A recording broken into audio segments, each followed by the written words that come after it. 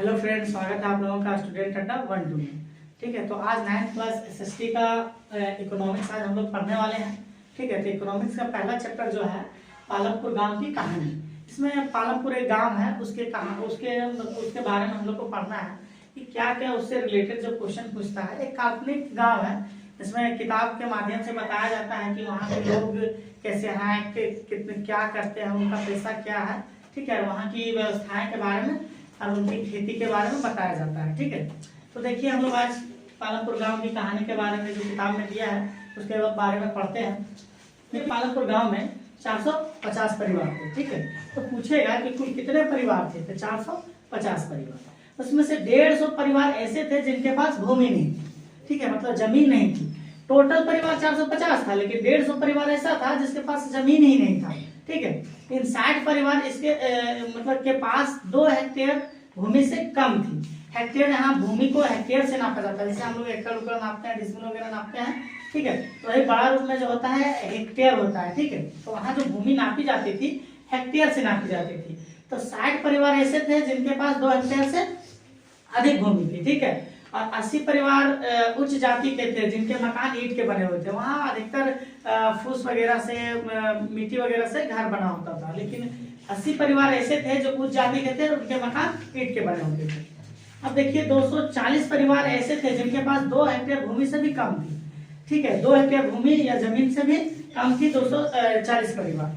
और वहाँ के लोग जो थे मैक्सिमम जो थे, उनका जो पैसा था, उनका जो कार्य था कृषि था। 75% लोग वहाँ के जो कृषि पर निर्भर थे, और जो 25% बच गए वो गैर कृषि, जैसे कि डायरी हो गया। अब डायरी समझ रहे हैं, दूध, जैसे कि दूध का उत्पादन करना या दूध मिठाइयाँ बनाना, दुकान चलाता था, शिक्षक था, डॉक्टर था और इत्यादि काम में बिजी थे। ठीक है, 25% लोग। लेकिन अधिकतर वहाँ मैक्सिमम पूछा जाए तो 75% जो लोग थे कृषि करते थे।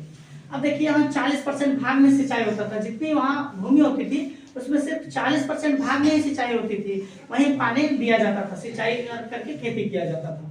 अब वहाँ जो पूरा जो गांव है 450 परिवार है, उसमें एक तिहाई जो भाग था अनुसूचित जाति और दलित जाति के लोग थे, जिसको हम लोग ST SC बोलते हैं। ठीक है, जो पहले के जमाने में पिछड़े जाति के माने जाते थे। ठीक है, अभी भी उनको आरक्षण मिला है। ठीक है, ST SC जिसको हम लोग बोलते हैं, वो एक तिहाई थे पालमपुर गाँव में।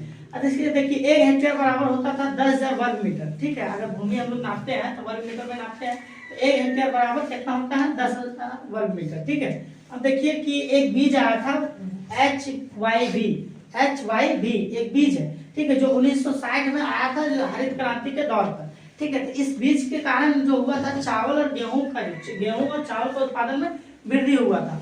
1300 किलोग्राम प्रति हेक्टेयर से 3200 किलोग्राम प्रति हेक्टेयर हो गया था। ठीक है, अब जो हम लोग हैं जो ऋतु के माध्यम से, ठीक है, ऋतु के माध्यम से फसल को हम लोग 3 भाग में बांट दिए। ठीक है, वर्षा ऋतु के समय खरीफ फसल को उगाते हैं, जो जुलाई से अक्टूबर में होता है, जैसे कि धान मक्की हो गया।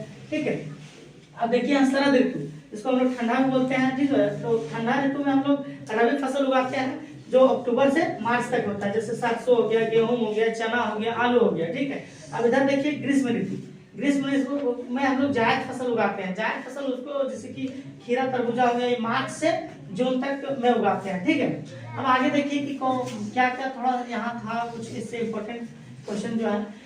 एक हाई स्कूल था, पूछेगा वहाँ कितने हाई स्कूल था, तो एक हाई स्कूल था।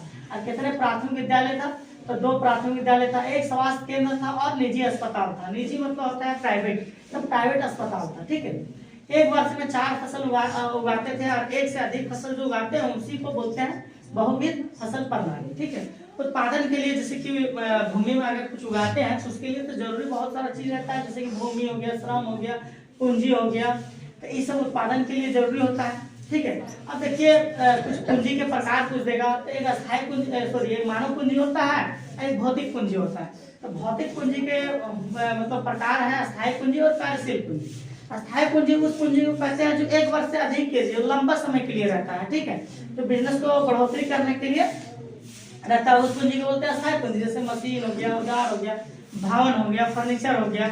जैसे कि मान लीजिए कि हम ट्यूशन पढ़ा रहे हैं, तो ट्यूशन पढ़ा रहे थे, आप बेंच वगैरह का, डेस्क वगैरह का जरूरत है, फर्नीचर, ये नहीं कि फर्नीचर का लेन देन कर रहे हैं। फर्नीचर मेरा जो बिजनेस है लंबा समय के लिए, बोर्ड है, ये लंबा समय के लिए, तो जो लंबा समय के लिए रहता है उसे अस्थायी पूंजी कहते हैं, ठीक है।